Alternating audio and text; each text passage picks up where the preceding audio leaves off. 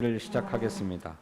오늘은 특별히 윤석열 내각의 장관 후보자들의 인사 검증을 위한 연석회의로 열립니다. 매일 쏟아지는 윤석열 내각 후보자들의 불공정과 불법, 비리 이런 것들이 우리 국민 보기에 정말 민망할 수준입니다. 정상적인 후보라고는 정말 찾아보기가 힘듭니다. 어제 예정되었던 그리고 또 오늘도 열리기로 했던 한덕수 국무총리 후보자에 대한 인사청문회가 자료 제출 거부와 검증 기피로 또다시 불가피하게 연기되었습니다. 민주당은 국민 눈높이에서 철저하게 후보자들을 검증할 것임을 이미 약속드린 바 있고 이를 위해서 상임위별로 현재 제기되고 있는 장관 후보자들의 의혹들에 대해서 국민께 상세하게 보고드리고자 합니다. 먼저 박홍근 원내대표의 모두 발언을 듣겠습니다. 네, 어제 예정된 한덕수 총리 후보자 청문회가 연기됐습니다. 후보는 자료 제출로 버티고 국민의힘은 일정 조율에 전혀 협조를 하지 않는 탓입니다. 연일 의혹들이 터져 나오는 상황에서도 시간만 끌고 버티면서 맹탕 청문회를 만들겠다는 의도로 보입니다. 어제 저녁 한 총리 후보자의 이해충돌 의혹이 또다시 보도됐습니다. 정호영 후보 배우자가 고급 외제차를 구입하고도 예금이 늘어났다는 새로운 의혹도 드러났습니다. 자고 나면 터져 나오는 윤석열 내각 후보자들의 의혹이야말로 당선인이 말하는 부패 완판에 다름없습니다. 그간 인수위와 윤석열 당선인은 인사를 왜 어떤 기준으로 하는지도 밝히지 못하고 밀실 인사로 일관해 왔습니다. 그 결과는 국민 갈등만 유발하는 비리 인사, 온갖 특혜로 점철된 찬스 인사, 비전이라고는 찾아볼 수 없는 무지성 인사였습니다. 공정, 상식, 실용이란 기치를 내건다고 가려지겠습니까? 윤석열이란 이름 석자 외에는 어떤 기준도 찾아볼 수 없는 그야말로 인사 대참사입니다.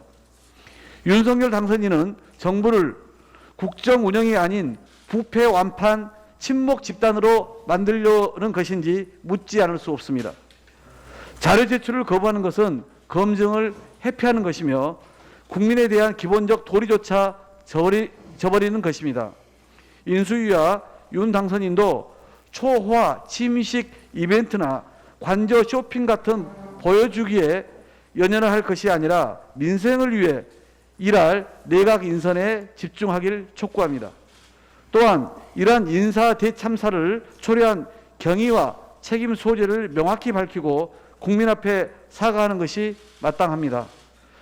민주당은 앞으로 더 철저한 국민검증을 통해서 민생 내각을 꾸리는 데 최선을 다하겠다는 약속을 드립니다. 이상입니다. 후보자에 대한 인사청문특별위원회에 강병원 간사께서 말씀드리겠습니다. 예, 제가 서류를 하나 보여드리겠습니다. 한번 좀 관심 있게 봐주시기 바랍니다. 아주 귀한 서류입니다. 이 서류가 뭐냐면요, 저희의 한덕수 국무총리 후보자, 이 민주당과 정의당 인청특위위원들이 정말 집요하게 자료 제출을 요구해서 받은 것입니다. 한 후보자에게 요구했던 것은 무엇이었냐면은 김앤장에서 활동한 내역이 무엇이냐, 고문료를 20억 받았다고 했는데 어떤 일을 하셨느냐, 본인께서 직접 적어서 제출해 달라고 했더니 한 장 반짜리, 두 장짜리가 이렇게 왔습니다. 내용상으로는 한 장 반 정도 됩니다. 우리나라 임금 근로자 2,130만 명 중에 월 임금이 200만 원도 못 받는 분들이 자그마치 1,000만 명에 가깝습니다. 근데 이 내용을 보시면은 한덕수 후보자가 2017년 12월부터 이 후보자로 지명되기 직전까지 4년 4개월 동안 김앤장에서 4건의 간담회 등 행사에 참석하고 20억을 받았다는 내용입니다. 19년에 3번의 행사가 활동이 있었고요. 21년에 한 번 더해 간담회 4번이 전부입니다. 고작 간담회 4번을 하고 20억이라는 상상을 초월하는 액수를 수령했다는 얘기입니다. 내용을 한번 볼까요? 홍콩 라운드 테이블에 참석했다. 19년 5월입니다. 그 다음에 한 베트남 금융투자협력 간담회에 참석했다. 19년 6월입니다. 베트남 총리 기업 간담회에 참석했다. 19년 11월입니다. 베트남 국회의장 공식 방한 기업인 간담회에 참석했다. 21년 2월입니다. 이 4건의 행사를 본인이 김현장에서 4년 4개월 동안 20억의 고문료를 받으면서 한 내용이라고 우리 인청특위에 제출을 했습니다. 한 후보자가 그간 뭐라고 했습니까? 본인의 김현장에서 활동 내역에 대해서 국내 기업의 해외 진출과 네트워크 형성을 도왔다고 말했습니다. 또 해외 기업에게 한국 경제를 설명했다고 말했습니다. 국익을 위해서 대단한 일을 해온 것처럼 주장해온 것입니다. 그런데 계속해서 달라는 자료 제출 요구에 마지못해서 내놓은 것이 바로 이것입니다. 영업비밀이라고 못 준다면서 버텼는데 과연 이게 영업비밀입니까? 아니면은 영업비밀 사항이라고 하면은 변호사법 위반이라든지 사건 수임 브로커 역할을 했다는 것일 텐데, 아니 법률사무소에서의 영업비밀은 그런 거 아니겠습니까? 그런 거에 대해서는 또다시 국회를 속이고 서류 제출을 하지 않은 것 아닌가요? 과연 월 200만 원도 못 받는 1000만 명에 가까운 우리 국민들이 이런 한 후보자의 특권의 행태를 납득할 수 있겠습니까?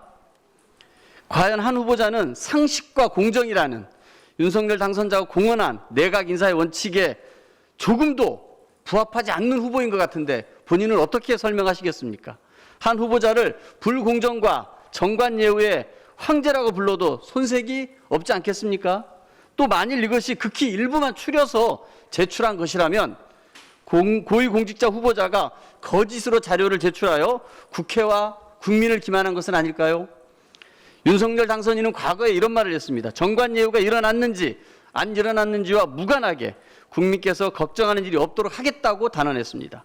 그러나 지금 어떻습니까? 이름값으로 20억이라는 고액의 자문료를 받은 후보자를 회전문 인사로 공직사회에 복귀시키려는 것 아닙니까? 민주당은 오늘 2일과 3일로 예정된 한 후보자 청무제에서 한 후보자의 불공정과 정관예우의 실체를 낱낱이 밝히도록 하겠습니다. 이상입니다.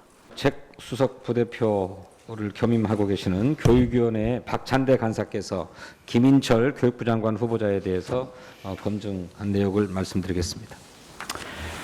김인철 교육부 장관 후보자 역시 고위 공직자로서 우려를 표하지 않을 수 없습니다. 전 국민적 관심사이자 민감하고 섬세한 교육 문제를 다루기에 부적절하다, 아니 위험한 분이라곤 지적이 끊이지 않고 있습니다. 후보자 지명 이후 지금까지 제기된 의혹만 무려 15가지에 달합니다. 제기된 문제 하나하나가 대한민국의 미래가 달린 국가 교육 정책을 책임지는 수장으로서 자질을 의심케 하는 주옥 같은 의혹들입니다. 한국외국어대학교 총장으로 근무하면서 50억대 회계부정 의혹으로 교육부로부터 고발당한 이력까지 있습니다. 소수 특권 학생에게 학점 특혜도 거리낌 없이 줬습니다. 딸 학교 진학을 위해서는 자녀의 주민등록 신고도 허위로 했다는 의혹이 있습니다. 풀브라이트 장학회 회장으로 있는 동안에 자신의 딸에 1억 원이 넘는 장학금 혜택을 줬다고 합니다. 공적인 업무로 사용하라는 업무 추진비도 개인 쌈짓돈처럼 쓰는가 하면 대학 총장의 지위를 활용해 법과 교내 규정된 절차도 생략하고 대기업 사회이사로 셀프 겸직해 1억 원이 넘는 보수도 챙겼습니다. 위험한 교육과는 더욱더 문제입니다.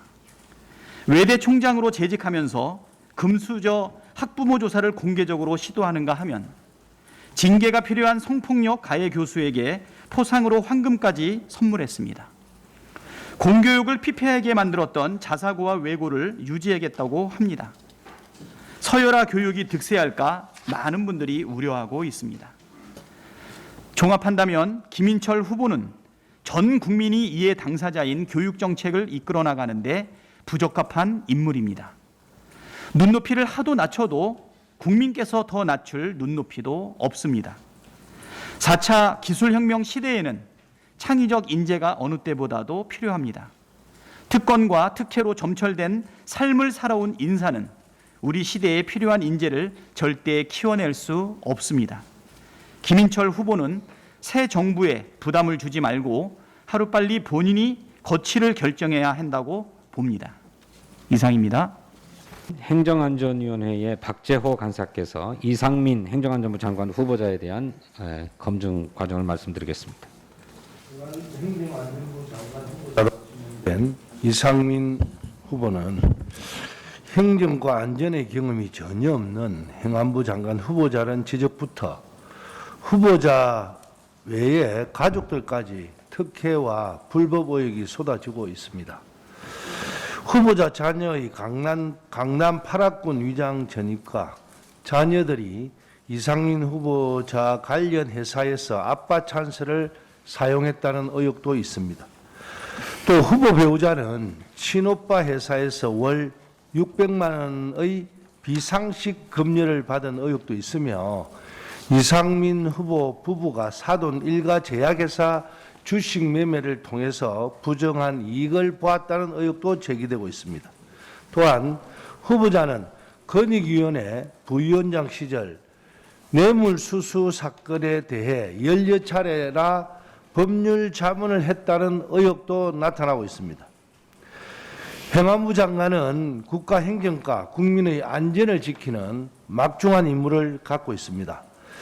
행안위에서는 이상민 행안부 장관 후보자에 대한 특혜와 불법 의혹을 제대로 검증해 새 정부의 첫 행안부 장관으로서 충분한 자격이 있는지 도덕적 결함이 있는지 없는지 국민들에게 소상히 밝히겠습니다.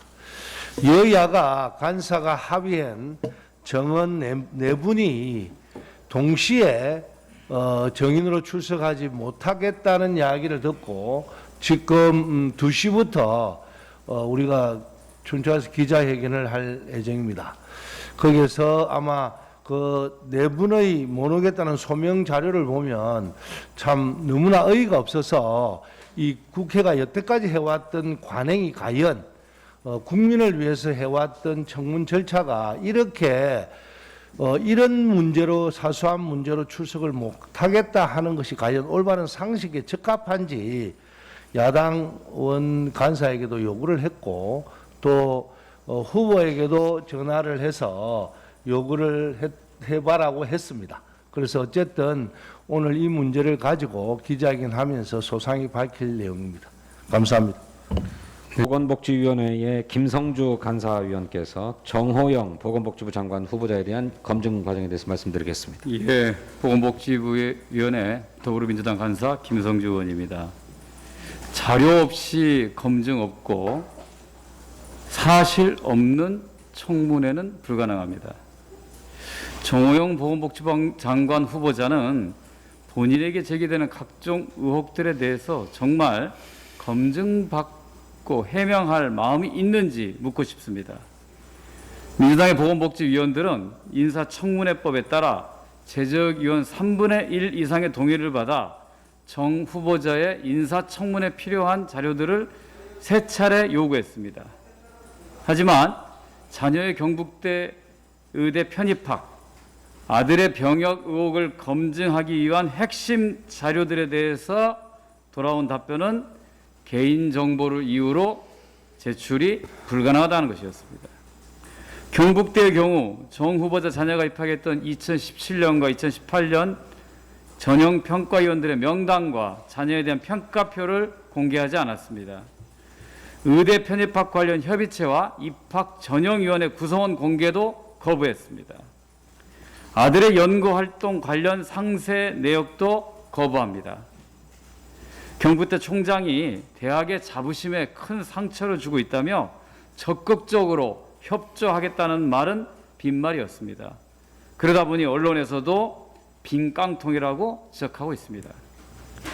특히 아들의 병역 의혹에 대해 민주당 보건복지위원들은 2015년 4급 판정을 받을 당시에 CT와 MR의 영상 자료를 요구했지만 이거를 거부한 채 지난 4월 21일 셀프 검증을 하더니 이제 근거 없는 의혹을 중단해달라고 주장했습니다.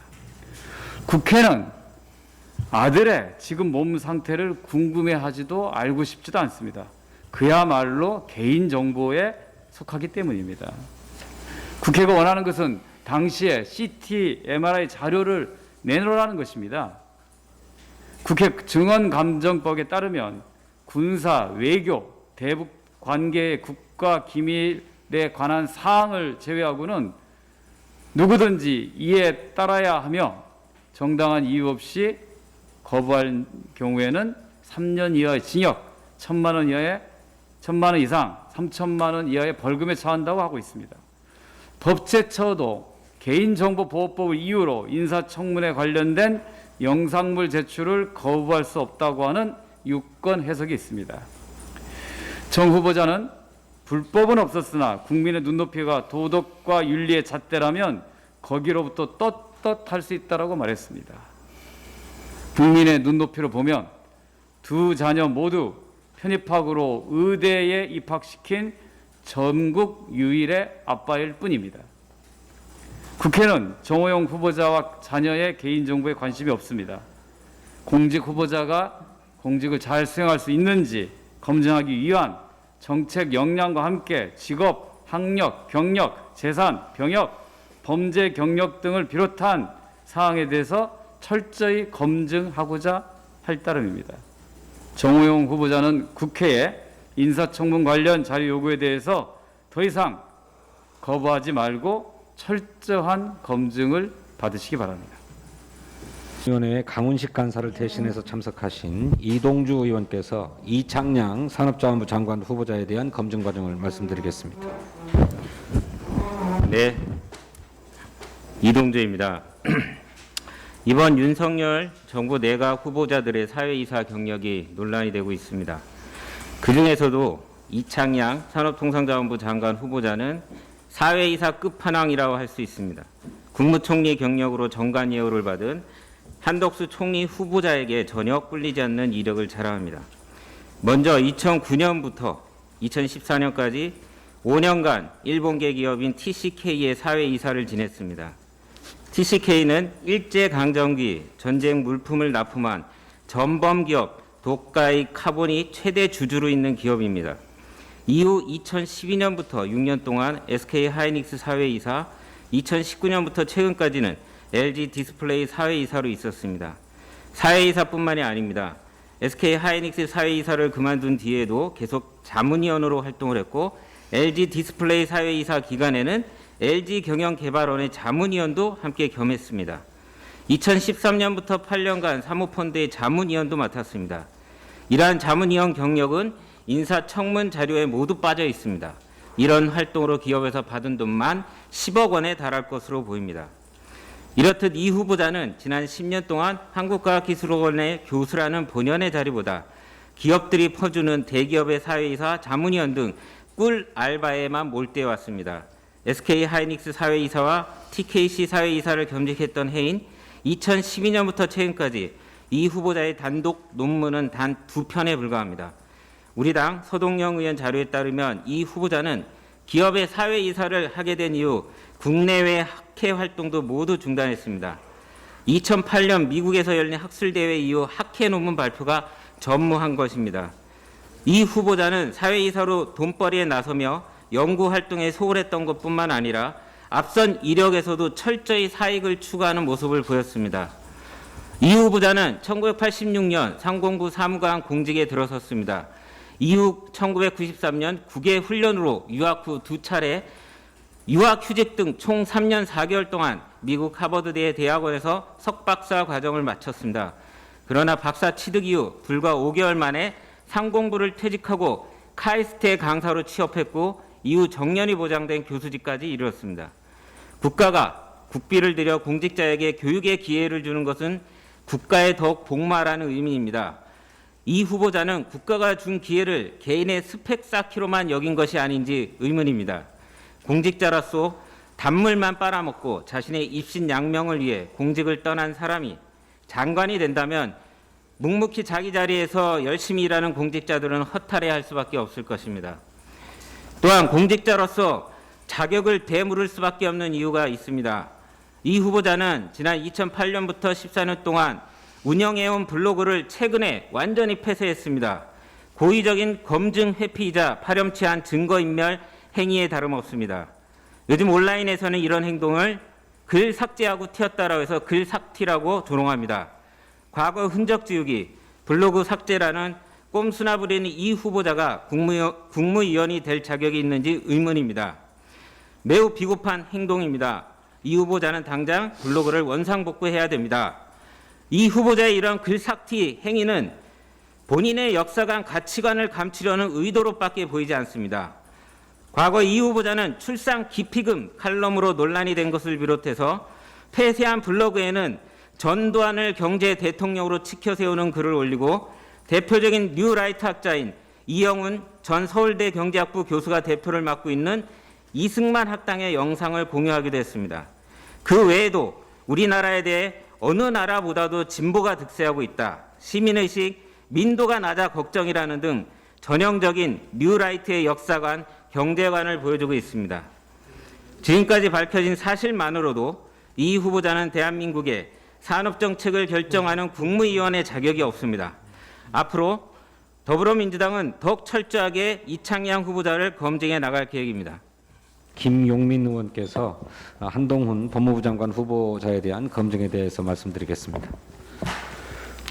네, 법위에 군림하던 정치 검사이자 국회를 무시하고 있는 한동훈 후보자는 청문회에 설 자격이 없습니다. 장관 지명을 위해 검찰이 성급하게 무혐의 처분을 한 의혹이 있고 후보자 본인은 국회를 무시하는 발언을 이어가고 있어 부적절한 후보라고 할 것입니다. 한동훈 후보자를 제외한 윤 정부 다른 어떤 장관 후보자도 국회의 논의 과정을 무시하거나 비하하지 않고 적어도 존중은 하고 있습니다. 나아가 법무부 탈검찰화 추세에 정면으로 역행하는 검사 출신 장관은 그동안의 검찰개혁을 원점으로 돌리는 무책임한 인사입니다. 먼저 봐주기 수사에 대해서 보겠습니다. 검찰은 한동훈 후보자에 대한 검언요착 사건에 대해서 22개월간의 장기간 수사 끝에 주요 증거인 휴대폰 비밀번호조차 풀지 못하고 증거 확보를 포기한 채 무혐의 처분을 했습니다. 이는 검찰의 수사 능력이 부재한 사실을 입증한 것뿐만 아니라 오래도록 지속되어 왔던 제19 감색에 따른 부패함을 다시 보여준 것이라고 할 것입니다.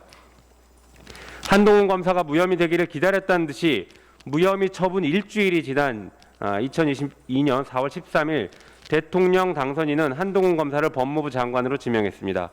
한동훈 검사는 한 피의자 개인으로서 방어권 차원에서 휴대폰 비밀번호를 제공하지 않는다라는 선택을 할 수는 있었겠지만 이제 법무부의 수장이자 국무위원이 될 자로서 혐의가 짙은 사건의 주요 증거인 자신의 휴대폰의 비밀번호를 제공하고 혐의가 없음을 국민에게 낱낱이 밝힐 책임과 정치적 의무가 있습니다.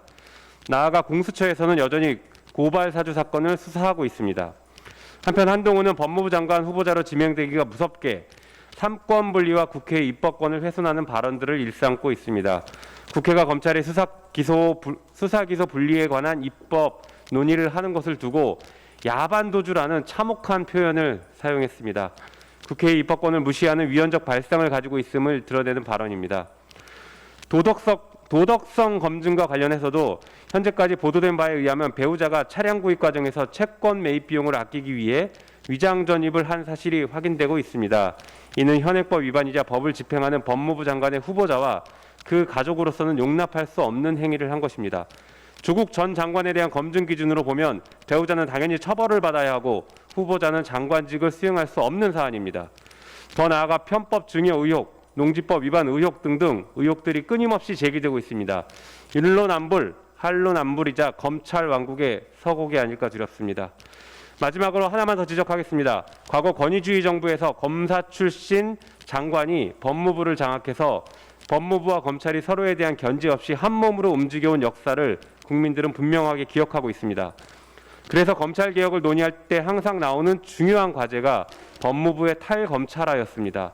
한동훈 후보자 지명은 법무부의 탈검찰화라는 검찰개혁의 기본적인 의제조차 망각한 시대에 역행하는 지명이기 때문에 마땅히 철회되어야 할 것이고 후보자 본인은 즉시 사퇴하기 바랍니다. 이상입니다. 네, 감사합니다. 이상으로 공개 발언을 모두 마치고 회의를 비공개로 전환하겠습니다. 취재해 주신 언론인 여러분 진심으로 감사드립니다. 협조해 주십시오.